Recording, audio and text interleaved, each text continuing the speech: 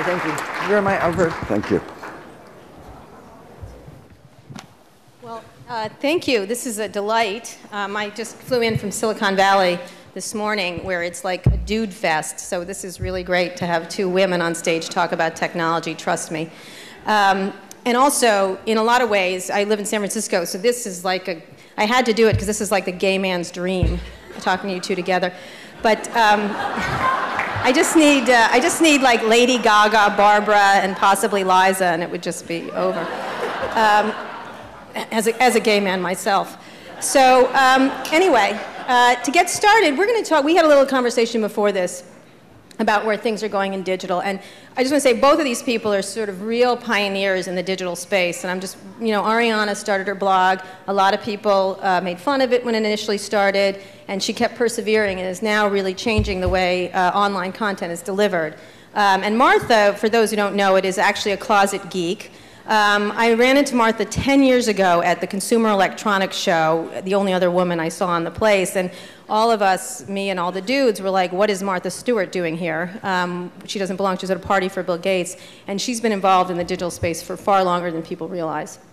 So let's start off about sort of where do you think we are right now? We're going to talk about branding, we're going to talk about social networking, what works and what doesn't, and then we'll have time for questions. But each of you, what do you think where we are at this point right now in this space? People are used to this, the internet's beyond a fad, it's become sort of mixed into our lives. So each of you, talk, Martha first. Well, I think we're really at the beginning of a new era. Mm-hmm. And it's sort of appropriate that it's the beginning of a century. So much has happened electronically, technically, and now we have to figure out as a society where exactly it's all going to take us. Mm-hmm. And we're struggling as a company with so much opportunity. Mm-hmm. We really have to look at every single thing that's happening, every single new mode of social media or technical expertise, and you have to, as a company, keep your website current, working faster. You have to satisfy your customers, you have to satisfy your advertisers. Mm-hmm. There's a lot of challenges that you have to take into consideration on a very moment-to-moment basis. And then you have to also try to figure out, we have to as a corporation, figure out what do we really want to be? Do we want to be just a digital company in the future? Mm-hmm. Do we want to give only our information that is so beautiful and informative and inspiring? Do we want to just give it digitally? Mm-hmm. Or do we want to continue with the printed word? So all of those questions are being pondered, and we're trying to come up with the correct answers. And at the same time, we are having a lot of fun because challenges are what we're good at. Right. And working with all our customers, our readers, our viewers, our internet users, our television watchers, and in addition, the whole advertising community. You started off with a company like Miss Cleo, calling it Omnimedia. Yes, and because it was my dream to actually take our content, that beautiful content that we create, and all the products that are made from that content to our customers where and when and how they want it. Very early on. Yes. So, Ariana, where do you think we are? You started off in sort of a green field, starting the Huffington Post from nothing, really, naming it after yourself. I admire you. Both of you, by the way. I wish I had Kara Swisher, Omnimedia. But how do you... You can. Start now. Not so much. Not too late. Not so much. So where do you think we are right now at this point in the game? Because you've been, you guys are both sort of pioneers. And how do you look at the field right now? Well, the Huffington Post is 5 years old. Right. We considered calling it 83 in which is in life. dog years, Right. many years old.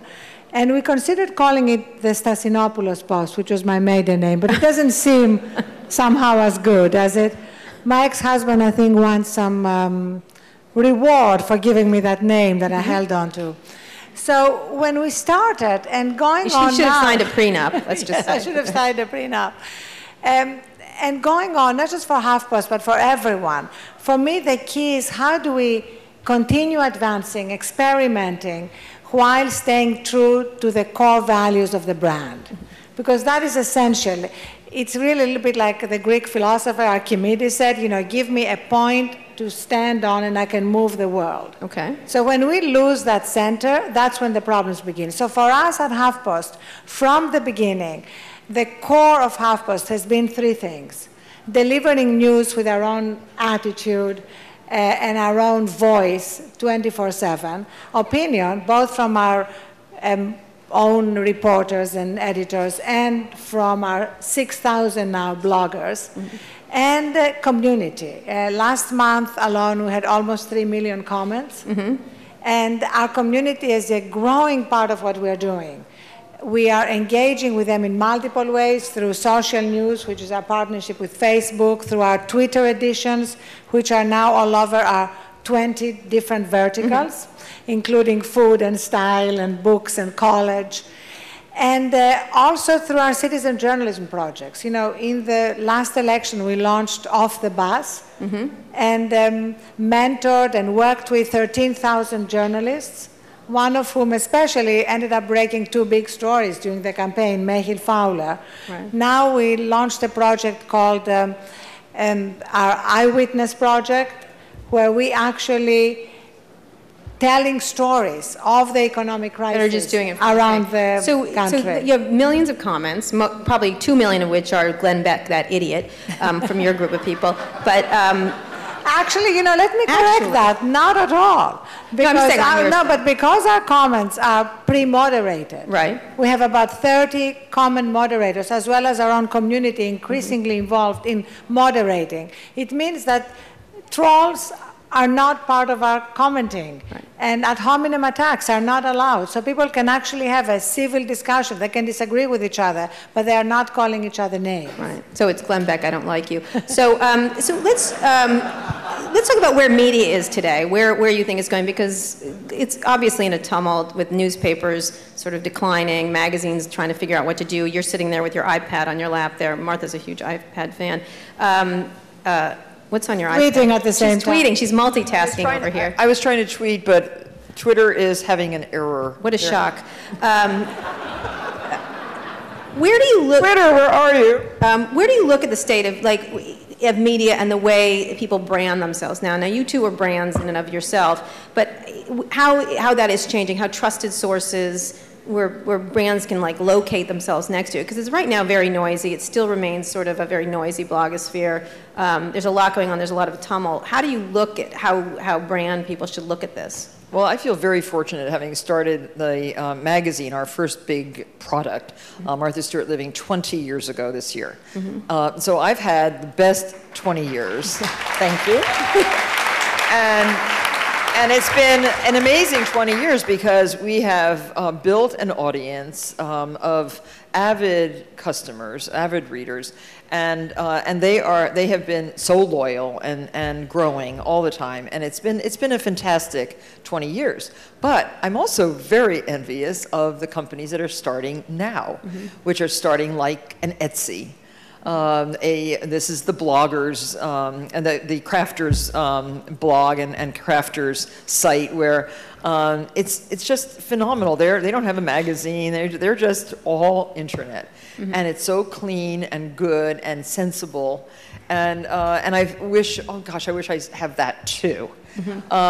Because it's an interesting concept. But many of the companies that are starting now, Facebook, I just think is phenomenal. Because of an idea coming to fruition, it was easier than what I've done in the last 20 years. But you're not talking about things that have been keeping brands going for years. These newspapers. Well, magazines. No, but it's keeping a brand alive the way we have done it with all media. Has been a very good experience. We have used television extremely well, I think, in terms of promoting not only our shows and our magazines and our books, but also the products that we make and the products that advertise. So we've done a very good job, I think, with television. And we're now enlarging our television venue with going to cable in the fall onto the Hallmark Channel. And we're very excited about that, too, and creating a lot of new content for Hallmark. But but I think that a brand, if you're going to build a brand, has to be nurtured very carefully. It has to be served by all media, everything has to go back to that brand in the best possible way. But if you were starting a magazine today, you probably wouldn't start a magazine, correct? No, I wouldn't. I would not. If I were going to start a magazine today, I would start a digital kind of magazine. Maybe just totally different from what is out there now. We're actually creating a digital magazine because it interests us, and we want to again be where those customers who are not going to be picking up paper are going to read our magazine and get our content. Might be in a different form, and it will be. It's very different looking, but it will have similar kind of content. Now, Ariana, you were shown in the New Yorker as throttling newspapers. There was a cartoon of you actually strangling, I don't know, Arthur Sulzberger. I'm not sure what media mogul you were throttling. But how do you look at what you've been doing, and do you feel like you've been sort of disrupting is a nice word, destroying is another word, the way it's been done over years? And how do people who have been sort of reliably using these forms of media to get out messages, either advertising or content messages, how do you feel like you've impacted them, and what's going to be left? Well, first of all, our CEO, Eric Kippo, who is here, bought this cartoon and put it in his office. And it was actually not at all what happened. And indeed, at last year's Webby, my 5 words when we received the award was, "I didn't kill newspapers," okay? And the reason for saying that again and again is that what happened to newspapers had nothing to do with the Huffington Post, and even only little to do with Craigslist, and had a lot to do with the disruptive technology that many newspapers were very, very reluctant to acknowledge. What has happened in the last 5 years since the Huffington Post was launched has been an amazing convergence. A really exciting hybrid future is now emerging. And I was recently on a panel with Bill Keller, the editor of the Times, the New York Times. And the way Bill is now talking about blogs is dramatically different. Remember, blogs were dismissed 5 years ago. Now, when the subway terrorist attack happened in Russia, the New York Times sent out an ask to the readers in Russia to send them information. When David Carr wrote on Monday about what Newsweek should be doing, he asked his community, and they now have a community, to respond to his own ideas of what Newsweek should be doing. Of course, at HuffPost, we're doing that from the beginning. What we are doing now as our own part of the convergence has been hiring more and more reporters, breaking more and more stories. We launched the Huffington Post Investigative Fund, which is a not-for-profit, for-profit project that actually does in-depth investigative reporting, which has always been the question, how do you maintain real investigative reporting going on? And what is even more exciting is the fact that traditional journalism needed that kind of reinvigoration, because just look at what happened in the last few years. The mainstream media missed the 2 most important stories of our time, the lead up to the war in Iraq and the financial crisis. And the internet is uniquely able to stay on a story. We can stay on a story and develop it, bring our community in until there is an impact and we break through the static. What do advertisers to make of this? Because it is a noisy, disparate, niche-oriented things. These big brands don't do as well. I mean, a lot of these smalls, for example, celebrity brands often do better than the big, famous magazine brands. Anybody could start anything. They can break news and do things like that. How do you, when you're dealing with your advertisers, they obviously know what Martha Stewart is, but when they're looking at this whole sort of sea of mess, how do you talk to them? Well, we're actually in a very good position, I think, with our advertisers, because we're able to give them space, if it's in a magazine, if it's on the internet, if it's on television. So we sell across all media, and they like that. Well, do you think it has the same impact? Because still online doesn't have the same impact of a giant. Well, but we are set up, our advertising department is set up to make it have as good an impact in each area as possible. So, and it's very directed advertising, and we create programs for our advertisers. And we've done it very successfully with several big programs in the last year that have really worked out extremely well. We have Janet Bayless and Sally Preston working on these on the media sales programs, which are effective. Online. And you all are trying to build a business in advertising. You've gotten the audience. You've obviously gotten very large. Still a very small advertising business. It remains smaller than what it's replacing. Well, actually, what is great for us this year has been a phenomenal growth in advertising. We brought in Greg Coleman, who used to run sales at Yahoo, to run our advertising operation. And we brought in social media in the way advertisers can advertise on the Huffington Post, and that's been a dramatic shift. And we're really seeing this kind of brave new world of advertising that Laura, Digitas' CEO, calls basically a post-advertising world. Right. Where what we're seeing right now is the contrast, as we were discussing earlier, between, say, the old-fashioned manipulative advertising of BP, I knew you'd get BP in here. Go ahead. But no, here is Mr. Hayward, telling us how much he cares and wasting $50 million of BP money. But he cares. He really cares. He really cares. We know that. But maybe he could have found another way to convince us instead of doing something that even the president felt that he had to criticize. So that is old-fashioned advertising, where basically you think you can actually manipulate public opinion. You can take a lie and turn it into a truth. And new advertising is actually engaging with your readers, even being willing to hear what they don't like about you. Right. So what should he like wipe a duck down and Twitter about it? What? He should have. You want me to? Well, that would be good. You want me to give advice to BP? He should have taken that $50 million and given it to the families of the fishermen who are losing their livelihoods, and then he could have tweeted about it. Right. He could have put it on his Facebook. He could have done all sorts of things to let people know about the good things he did, but he should have first have done the good things instead of pretending to do the good things by doing this ad. But that is just one. Nobody here, I'm sure, did that ad. Right. If you did, please raise your hand and let's have a conversation.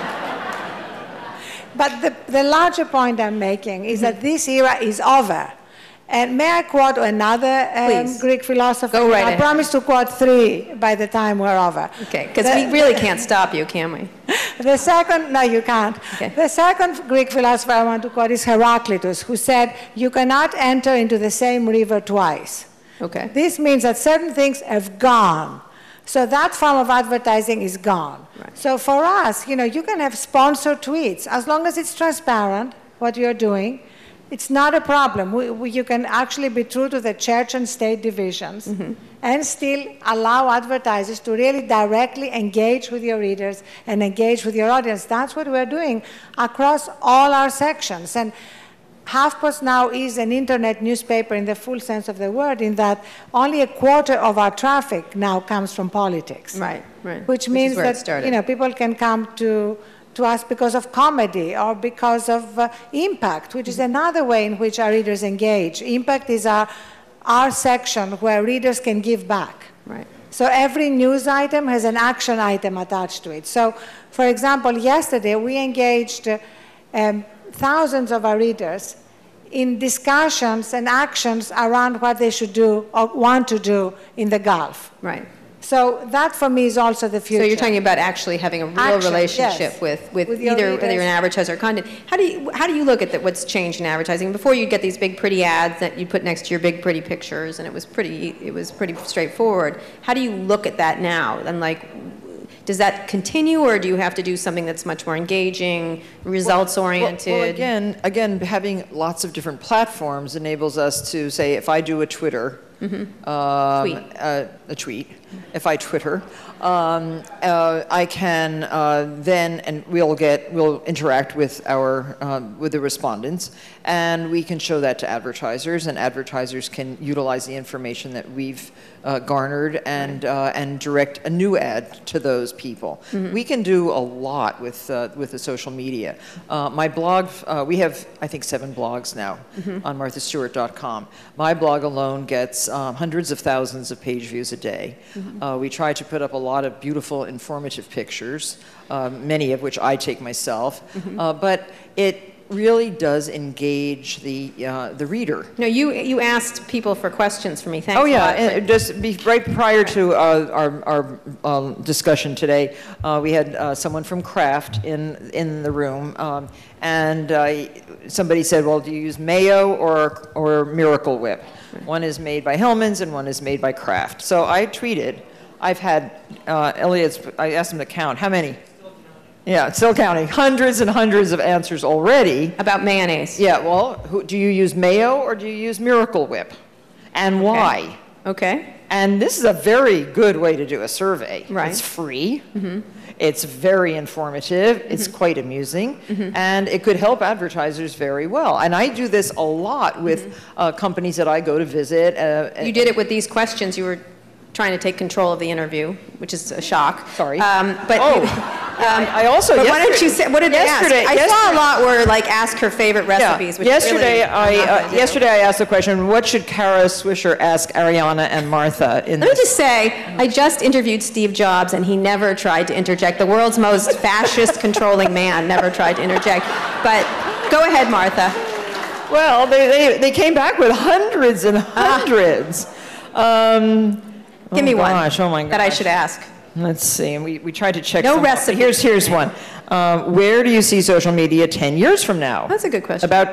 Okay, then here's another one. When to draw the line of how much of yourself to put out there in social media? Answer that.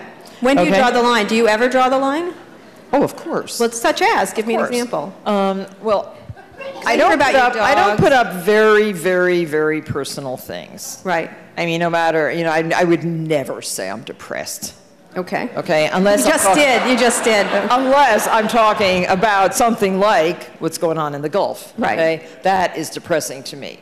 I would never say I cry unless I cried about the poor pelicans. I feel pretty sick about all of that. And what can we do about it? Right. But look. This is. I know. I'm to you, Kara. Okay. And I ignored them completely. Lots. In case you ran out of ideas. Thank you. And then I asked, in case you ran out of questions, then I also asked. Here's a good one. Do you believe the law should be changed with regards to paparazzi? Yeah, see? I don't know what that has to do with anything, but I like it. Well, paparazzi are quite aggressive. See, I already asked this one. If launching MSLO today, would you attempt to be digital-only media, or would print still be a part of your mix? See? Hey, I'm doing good. Yeah. Okay. This is interesting. But don't you think it's interesting? I have such intelligent followers. They really are engaged. This is 2 million of them, almost 2 million. I did make a big mistake recently, and I wanted to get to 2 million so badly. Why? Who knows? Right. But it was just a number. It's amazing that you're ambitious. You're so shy. It was just a number. But, so I ran a stupid contest, and I realized almost at the moment I posted it, you can win a Singer Confidence sewing machine if you become our 2 millionth follower. So of course everybody unfollowed because they were already following. They all wanted the sewing machine, obviously. Look at these people. Obviously. And so we lost followers, and then we had to add more gifts, and then we said, no, now it's not going to be like that. Because you turn into Oprah then. It has to be random. Random. Books, we're going to give books, we're going to give sewing machines, we give KitchenAid mixers, and these are fun things, and everybody wants them. So I still didn't get to 2 million. So if all of you become followers and send all your followers to followers, thank you. It will be the Martha Army. And we'll crush that Ashton Kutcher. Who the hell is he? Now, let me just say, it's sort of interesting because it's a different perspective than Martha. I think that I'm okay with allowing myself to be seen in a vulnerable way because I feel that that's part of what social media is also about. Is you don't just show, your successes. You also show your failures or your vulnerable moments. That's different than telling them how many times you brush your teeth. No, that's different. I agree. But in terms of that vulnerability, but you feel like you live in this digital. I blogged and and there was no Twitter at the time, but 2 years ago when I fainted from exhaustion and broke my cheekbone and got 5 stitches on my eye, I not only blogged about it, but I blogged about the whole personal journey of what that said to me about my life, about the way I was leading my life, overworking. I discovered, as you know, my obsession with sleep and with unplugging and recharging. And I shared the whole journey on the Huffington Post with our readers. And that was really the creation of our living section, which has now become a huge part of the Huffington Post. So you use the social media and like to have people know you and try to be part of their lives. Right. And I write, and I, with their permission, I even write about my daughters. I'd never write about them without their permission. Right. But when one of my daughters went through an eating disorder, and then she was over it, and she wanted to share it at that point because she wanted to help other teenage girls. And then I blogged and wrote about it. And so I find that that's also a way that I connect more with my readers, and they connect with me, and then they share more of their vulnerable moments. Right, so you're trying to make this connection. It's not, does it lead to like, you know, I'm trying to do a she does a very good Ariana, okay? Wait for it. It's very, I can't do it now on demand. Very cloudy in Los Angeles today, and I'm feeling very depressed, honey. Something like that. No, because I don't. The truth is that I don't get depressed because it's cloudy. Right. Or is the truth? Here in Brentwood. So no, it's not. I think becoming self-indulgent would not be the way to do it. But empathetic, you know. So you want to feel like, you know, Steve Case did this many years ago at AOL. He wrote a daily letter to people so they felt like they knew him. And he was a very shy person, and he became very well known and used that. A little bit like with friends, you know. You and I are friends, you know. If we just every time we saw each other just said, here, you know, we now have hit 26 million unique visitors according to ComScore. I just kind of, you would say, wow, you know, anything else you can share with me? Right. So you don't just share your triumphs with your friends. You share your vulnerable moments. Yeah, she did tell me that backstage, though. So let's talk about what works and doesn't work, and we'll get on to devices and stuff, because we just finished a conference where we talked about a lot of devices, tablets. A great conference. Thank you. What's the thing that's worked most for you that you sort of like a tip that worked really well for Martha Stewart on the media? Well, in the digital world? Yeah. I really do think the blogs have been very effective, and we even have a daily wag blog for my dogs. Yeah. And they have developed a real following and a real personality. Among other dogs, or the dogs have. Because you know they work very hard every day. They blog. You know, on the internet, nobody knows if you're a dog.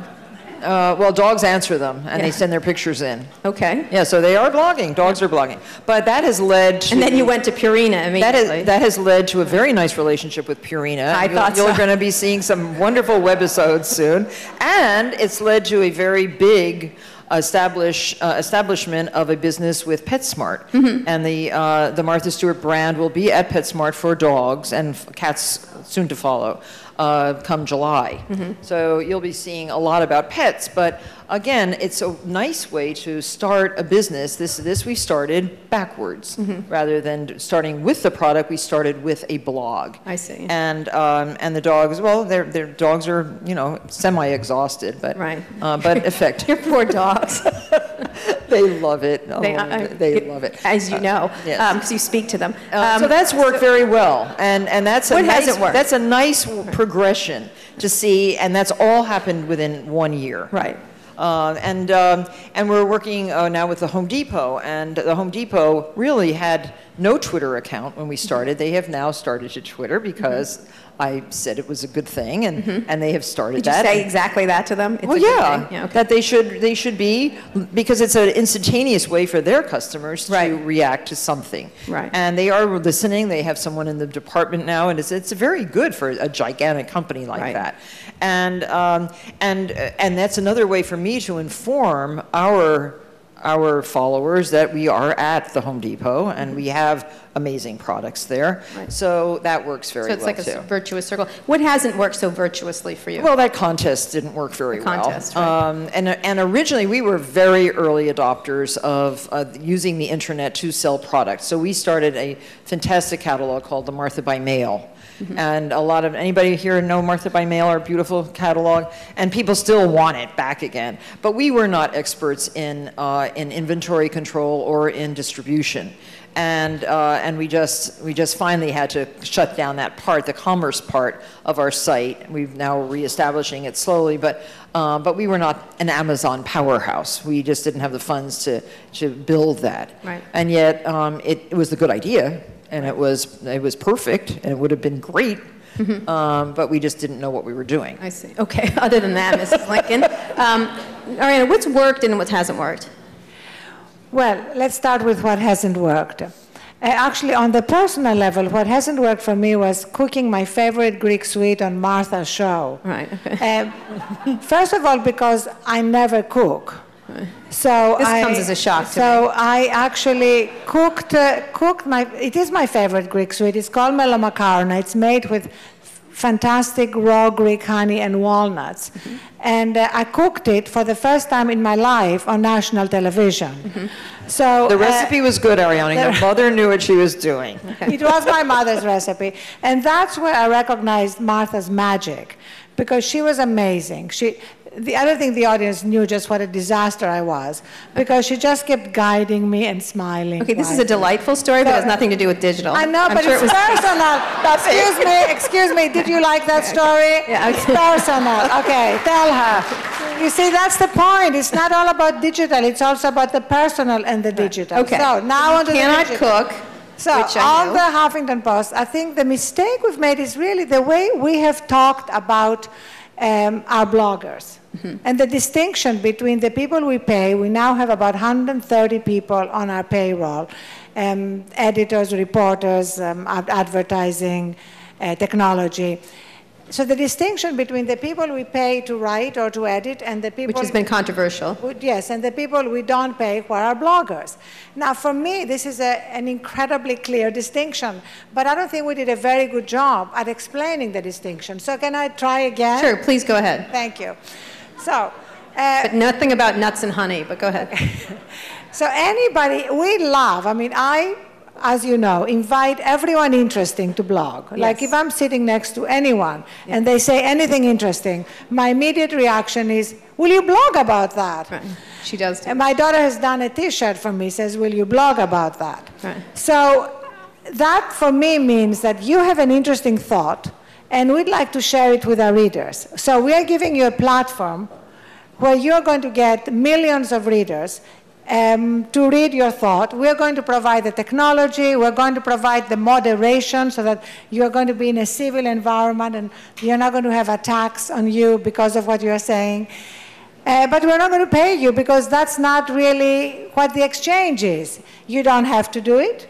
If you're a regular, there are no deadlines, there are no commitments, there are no expectations. You may blog twice and then not blog again until 3 years later. You're not going to hear from us and to bug you. So it's a very different relationship than the relationship between the journalists we do pay and from whom we have expectations. So you can explain it. And the additional thing that I've now started talking about is the fact that this is not just about the Huffington Post. It's about what's happening over the whole digital landscape, which is that self-expression has become the new entertainment.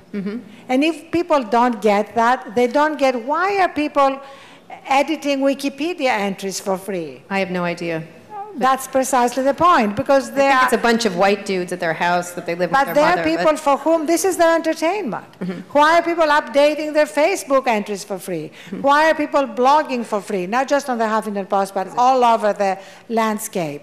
And so when we understand that, we understand something very important about consumer habits. Right. And many in the legacy media still don't understand that. Absolutely, which is a very good segue. Yeah, and then let me just say one more thing about that, which is because, I got it wrong before, so I'm trying to get it right now.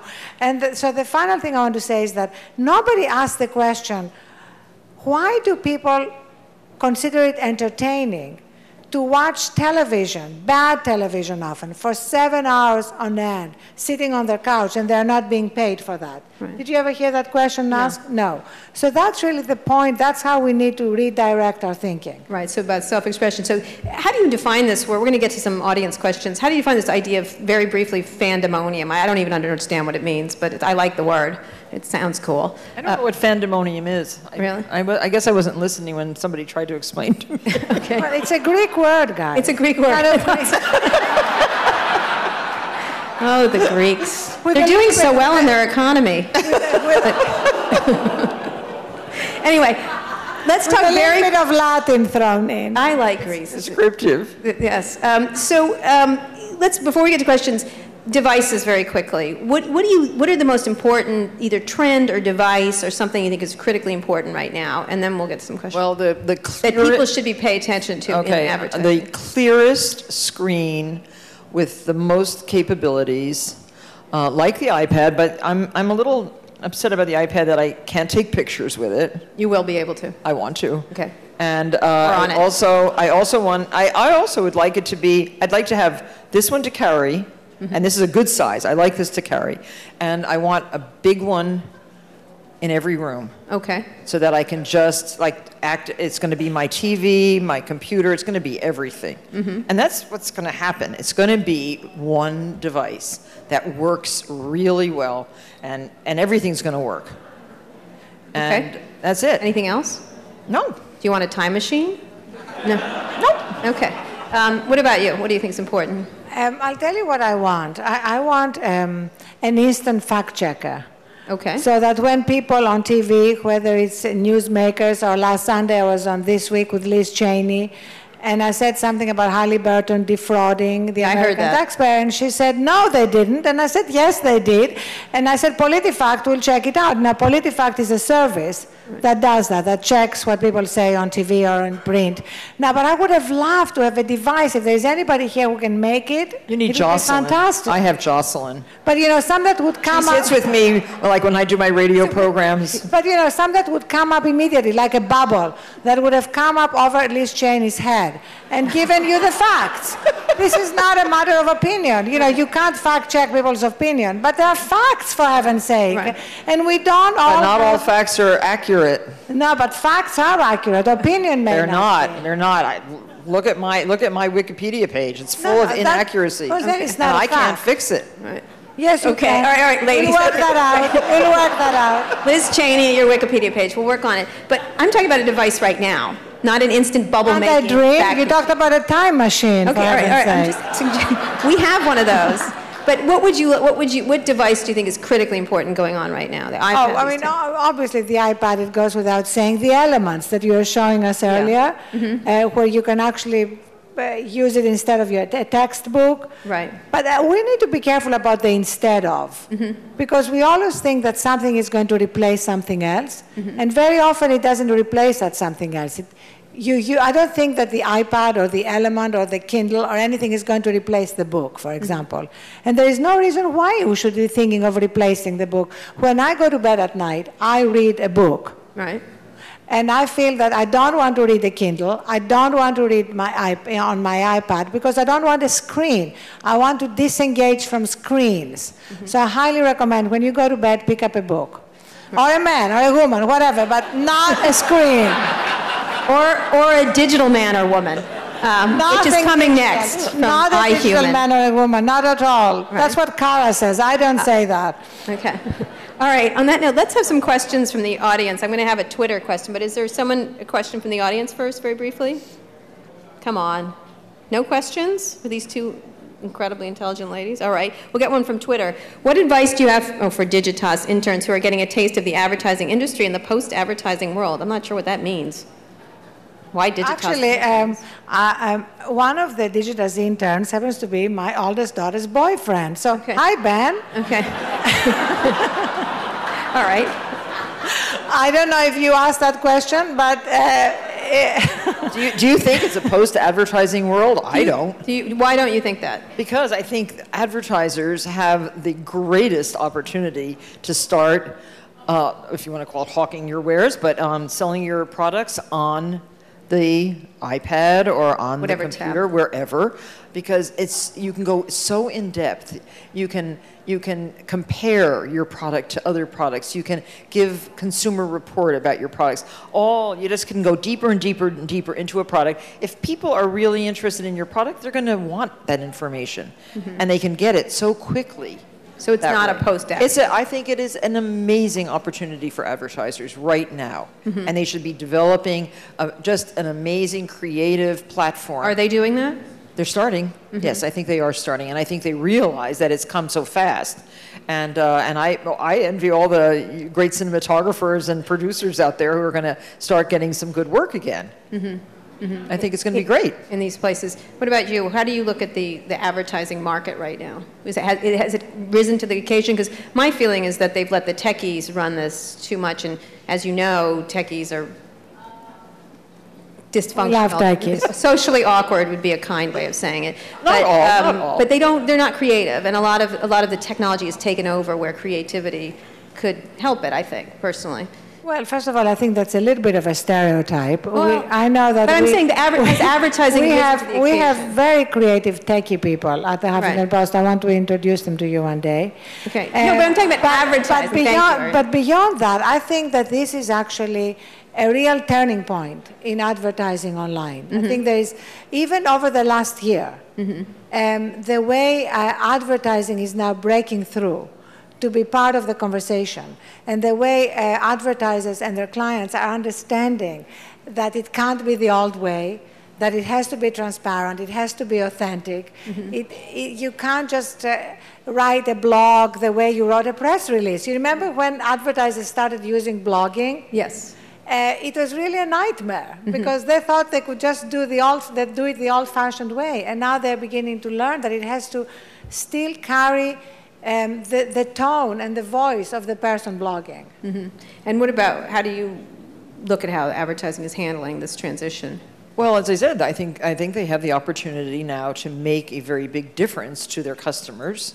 They have a lot of obligations to sell product. I mean, they're selling themselves as the creative force behind the product, and I think that there's it's just so terrific what can happen. I've seen some of the ads that have been devised for the iPad, for example, for iMagazines, and I think it's going to go that way. And lastly, before we end, privacy, big issue. It's recently made a big issue for Facebook. A lot of these self-expression, self-generating thing and sharing creates a situation where privacy becomes a much more important issue. You have a much more intimate relationship with your readers. She started something on Facebook. It's the Facebook Connect thing, where where they can see, your friends can see what you've been reading on the Huffington Post. And it was turned on, and I didn't realize it. And it turned out I read a lot of Lindsay Lohan going to jail stories and Britney going to stories. And then I was horrified by the fact that everyone suddenly realized all I was doing was reading. Is Britney Spears crazy? Well, there is a stealth mode. Right, I understand that, but I didn't know that. So I'm saying that was just a minor version that I'm an idiot. But did you know that Lindsay Lohan? Oh no, excuse me. I was thinking of somebody else. I know her scram bracelet went off. I've already been alerted. The judge has a Google alert to me. So what? Oh, that poor girl. How do you look at privacy? You've had a relationship with your customer, but not this close a relationship. I think it has to start, privacy issues have to start with young children have to start to be taught a set of rules governing their own behavior. And I think that would be nice. I think you could start it in kindergarten. Right. And I think you can say, everything that you are going to do or post or write is going to somehow reflect on your future life. I mean, they have to start realizing that at a very early age, because I think the freedom with which young people especially are sharing every single moment of their lives and every single photograph that they're doing. We're getting feedback. Is that feedback? Go ahead. Yeah. I think we have to make it very clear. There should be a course somehow established and set up and put into all public schools, helping them understand. An oversharing course. Yeah. But also, I think there's going to be a growing shift in what we expect from public figures. Right. So the idea of the sort of perfect public figure, whether it's a CEO or a politician, who has led this completely unblemished life, who has never had an impure thought, who has never done anything wrong, that's also something which is going to disappear. And we are going to acknowledge that people are fallible, that we've all made mistakes, and that's back again to that vulnerability. And we're going to stop pretending that that person exists. Right. And that will mean, you know, a lot less hypocrisy in public life. Right. A lot fewer members of Congress having affairs with staffers while doing videos on celibacy and abstinence, okay, et cetera, et cetera, et cetera. So politics is going to be less fun, but more interesting. So Facebook is good for politics because there'll be some Definitely. drunken picture years ago. Bring it on. So what? You know, that doesn't matter. That doesn't mean you're not going to be a good politician because you got drunk as a teenager. Yeah, that's such a Greek way of looking at it. So last question. What is your last question before we get on, and then I want a lovely hand of applause for them, but what is your favorite app? The one I use the most? Or? No, either way. What's the one you use most? Well, what's your favorite? either like Google Maps or Scrabble. Okay. My favorite app is one I just discovered on my iPad and have only used once, and I don't even remember its name, but you can actually go there and you can write in real beautiful handwriting. Doodle. Yes, Doodle. I love that. And which one do you use the most? The one I use most is actually, believe it or not, Scrapbook, because I love words, and it's a way to completely relax. Scrabble, interesting. Oh, well, go ahead, sorry. How often do you use Best Word? Oh my God, here we go. Down the rabbit hole. Not often enough. And on that note, thank you very much for these two.